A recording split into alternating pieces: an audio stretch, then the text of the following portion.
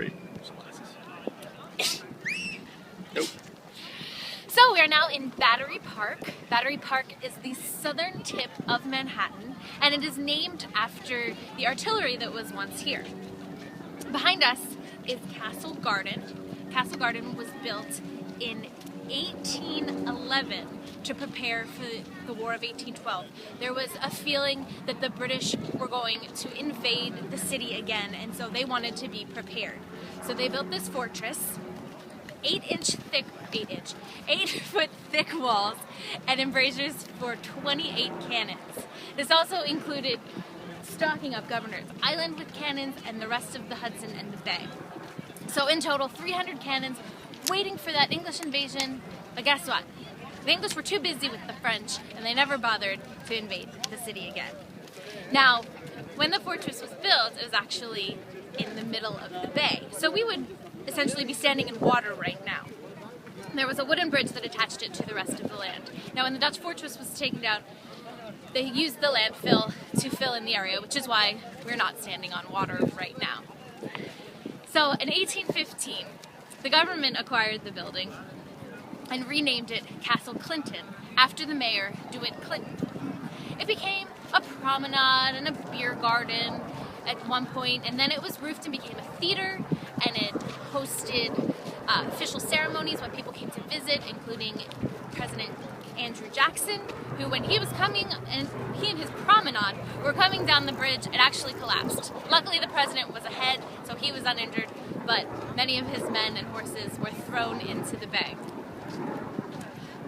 For a while, it was used as the country's immigration center, actually from 1855 to 1892, when Ellis Island opened.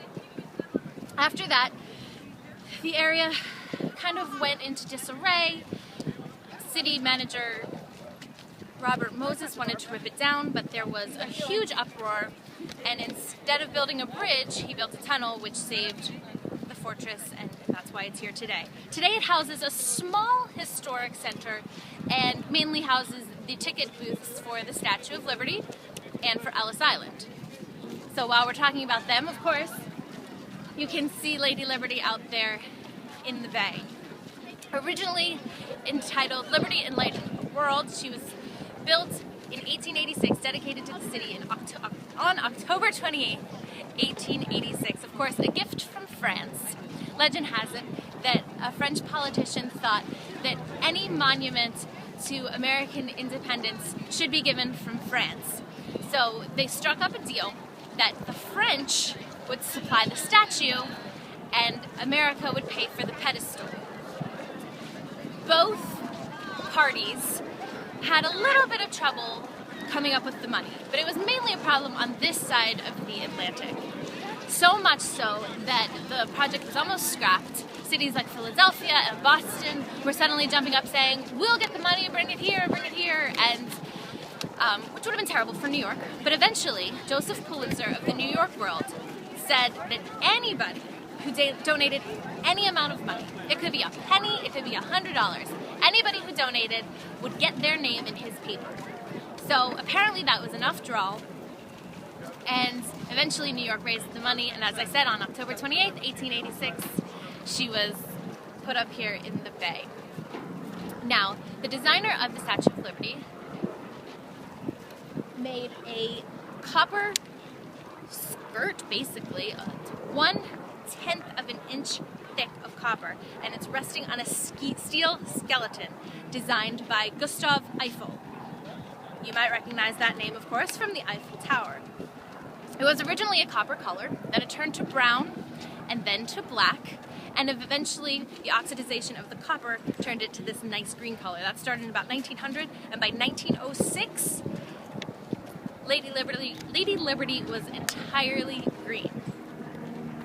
In 1883, when they were trying to raise the funds for the pedestal, Emma Lazarus wrote a beautiful poem which is now inscripted on the pedestal. Unfortunately, Emma Lazarus was never able to see the statue. When she sailed into the harbor in 1887, she was so stricken with Hodgkin's disease she couldn't leave her cabin, and she passed away 2 months later at the age of 38 in her Manhattan home. Ellis Island, which is the island just to the left, was the home of the Immigration Center from 1892, and the government decided in 1890 that they were going to take control of immigration. So New York City, who owned Castle Garden, kicked them out, and that's why they eventually moved to Ellis Island. Ellis Island, in its time of operation, saw 12 million people come through its gates, and it's stated that 40% of modern American homes have someone who came through Ellis Island. I'm not one of them, but maybe you are, so it's great to go out and check. You can check your last name, and it's a really great island to visit. The islands are free to visit, however, the ferry is what you have to pay for, and the ferry goes to both islands. Now let's move on to another statue and another dedication to the immigrants of this country.